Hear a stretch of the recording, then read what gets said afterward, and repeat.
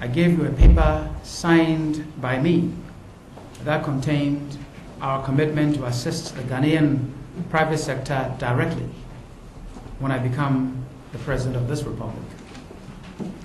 I have brought the paper back for redistribution to your members because I stand by every word that I said to you at that time. We've given the copies to the Executive Director, Mr. Kosiba, for distribution or redistribution. Today, for emphasis and for the avoidance of doubt, I wish to go through some of the main points raised in that paper and touch on the important areas of energy and food production. One point I want to make today is that there is a difference between the CPP and the other political parties when it comes to the Ghanaian private sector, job creation, and industrialization. And I hope that by the time we're done with our discussions here, you will note the difference. I also, as I always do, I believe that you must have a goal. If there's no goal, you're just working, and you might not really work as hard as you need to. And so, whatever it is that we're talking about, the goal that I have fixed for me, for the country, and that we need to work on, is to ensure a per capita income of $5,000 or more in my lifetime. Now note, Mr. President, I said in my lifetime, not in the lifetime of someone that was just born today. Because I believe that we need to work harder, to work smarter, and do something different from what we've been doing these past few decades. But for this per capita goal to be met, industrialization and development of the service sector must be accelerated. And the reason why I bring the matter of energy into the picture today is that all of this needs abundant energy. That the key ingredient here is a leadership that will work with a sense of urgency to do what needs to be done quickly and very well, so that what we know needs to be done today is done today and not tomorrow. And so, above all, what I am sitting in front of you offering is this particular brand of leadership, which is different from what the others are talking about. A leadership that will work with a sense of urgency so that what we need to do today gets done today and not tomorrow. When we were invited to be at the Kwame Nkrumah University of Science and Technology to talk about energy, I offered a quotation from the 7-year development plan, which was delivered in December of 1963. And I want to offer the same quotation to you this morning. And what it says is that one of the main reasons for industrializing along the lines described is to save foreign exchange, which will be released for the import of machinery, equipment, and fuel. Already, a refinery has been built at Tema, which will reduce the foreign exchange costs of fuel.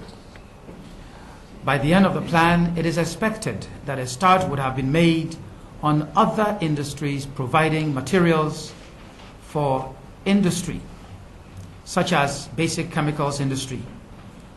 And so the Volta project is a keystone of Ghana's industrial development and is the largest item of investment in this plan.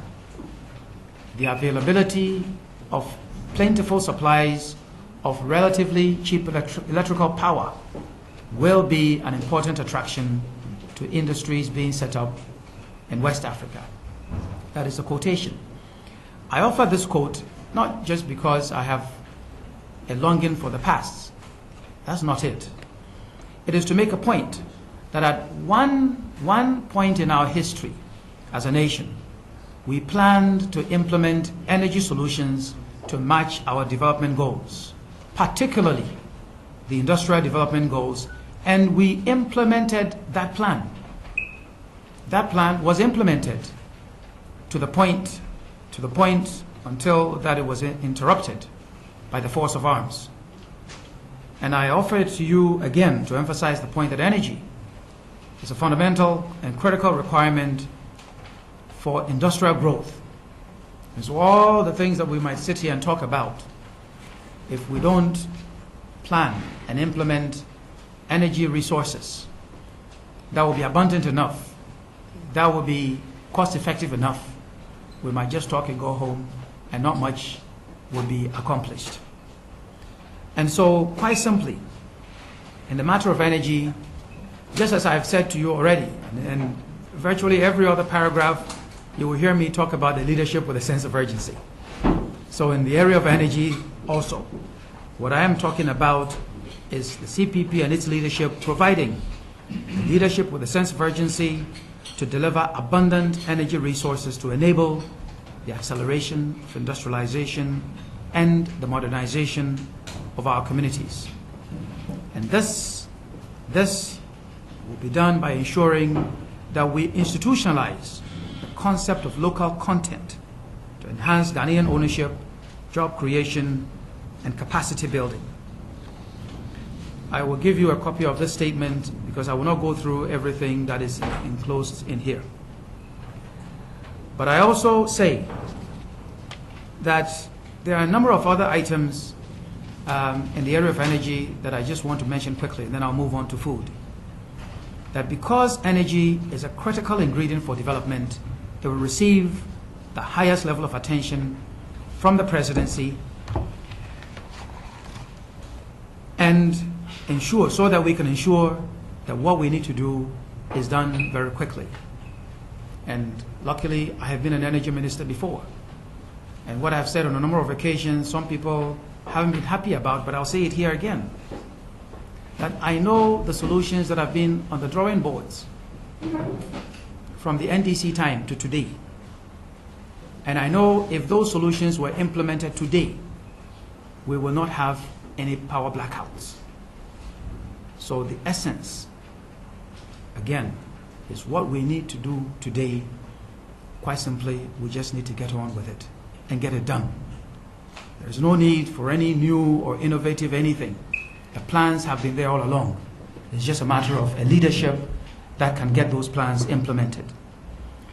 But because we're all talking about the area of oil and gas, let me say that we want to ensure that there is effective participation, and I mean ownership of Ghanaians in all areas, both upstream and downstream, as far as oil and gas is concerned.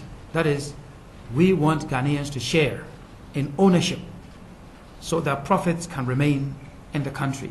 Now, let me explain this a bit, because sometimes people ask, why do we keep going on and on about this? Because I've said that if there is no Ghanaian ownership, the oil and gas might just as well stay on the ground. Take a look at Obuasi. Take a look at Akwatia. Take a look at Prestia. All of those places where significant natural resources have been taken. They've been taken and they've been taken out of the country. Take a look at those communities. There wasn't much of Ghanaian ownership, and what was done basically was taken out. The profits earned were taken out. So in the area of oil and gas, we want Ghanaian ownership in virtually everything that is done.